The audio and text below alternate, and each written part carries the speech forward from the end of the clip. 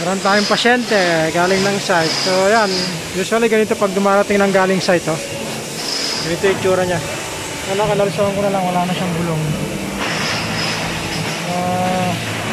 Sabihin na natin mahina yung mga pagkakakabit ng gulong, pero nasisira lang yung mga yan kapag hindi maayos yung pagdadala nito. Ayan, bagong pasyente natin. So ganyan yung itsura niya dumarating galing ng site to.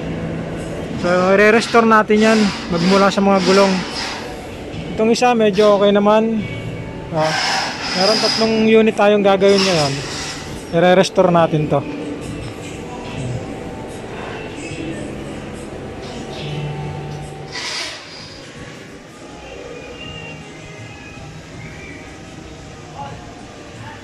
Nawala na yung filter.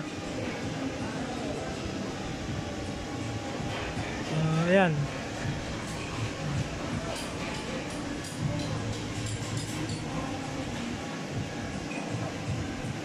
Naman kung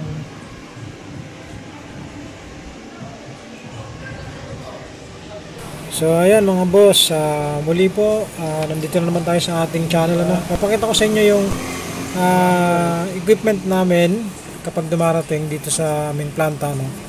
So i-maintenance natin to, pero hindi lang po basta maintenance, kasama na po yung pag-restore dito, po. So samahan nyo ako at ipapakita ko sa inyo yung ginagawa kong trabaho sa mga kagaya nitong powerhouse generator set, po.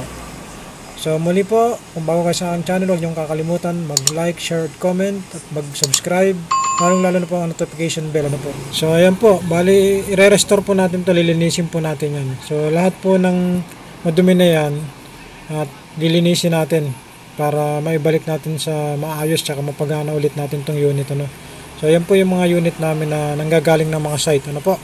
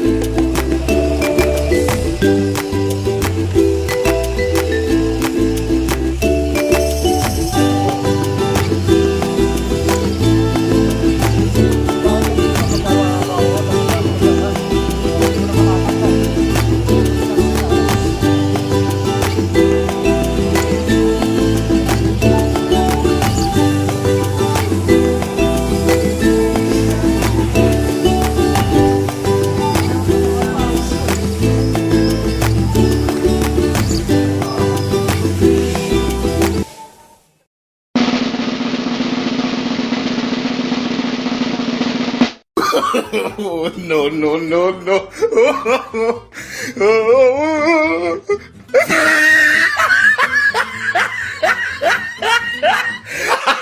Gago!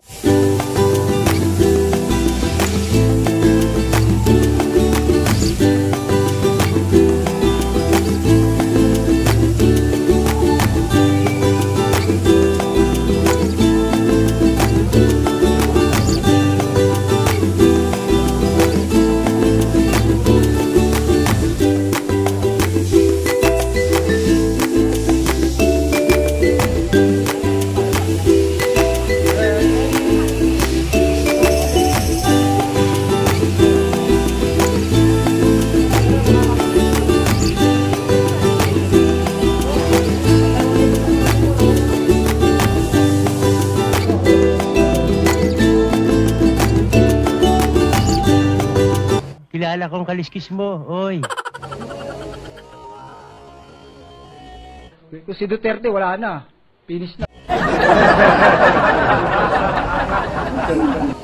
Baliw.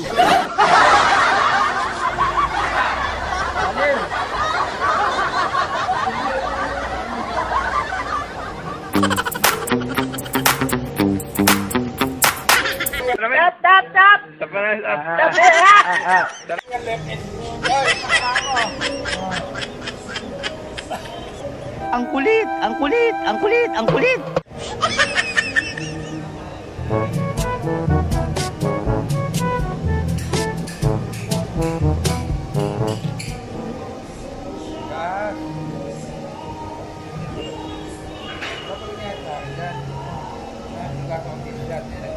Shout out sa asawa ko, anak ko, I love you.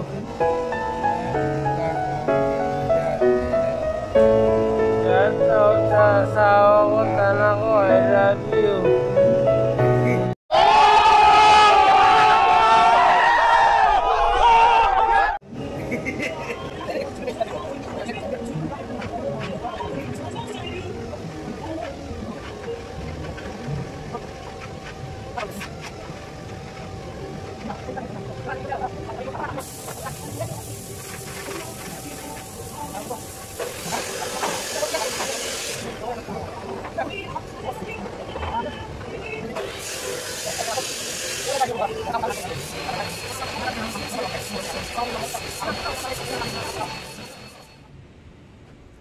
So ayan mga boss, tinanggal natin ano. So yung injector na yan, mapansin nyo, yan yung pinagkakabit ng hose. Tinanggal natin yan, nilinis natin yan ano.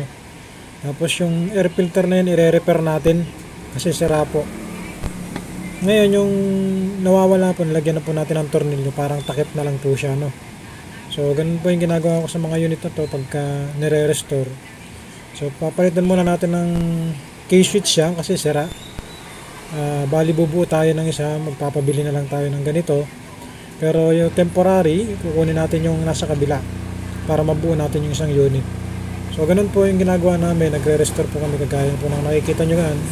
Nire-restore po namin yung lahat ng pwede namin maibalik sa maayos para magamit po ulit. Yan po, yan, pinagawa ko na po yan, bago na po yan. Yan. Mapapansin nyo, iba na po siya, ginawa ko na lang yan, DIY na lang po yan. Kasi nawala po tsaka nasira tsaka po yung tornilyo na yan. Kinabit po namin ng panibagong tornilyo. Ngayon ganito na po yan, kapag ka nabuo ko po yan, na-restore na po namin yan, ganyan na po yung itsura niyan. So nilinis na po namin yan, wala na po silang mapoproblemahin dyan. Pag may tag na kulay green, yan na po yung kumbaga sa finished product ano. So ganyan po yung ginagawa namin, nire-restore po namin yan. Ayan o. Although na meron po siyang gas kasi hindi naman na natin may babalik sa original na kulay no? So yun po mga boss, ganyan po ang ginagawa ko. So thank you ulit at hanggang sa susunod na mga video natin ano po.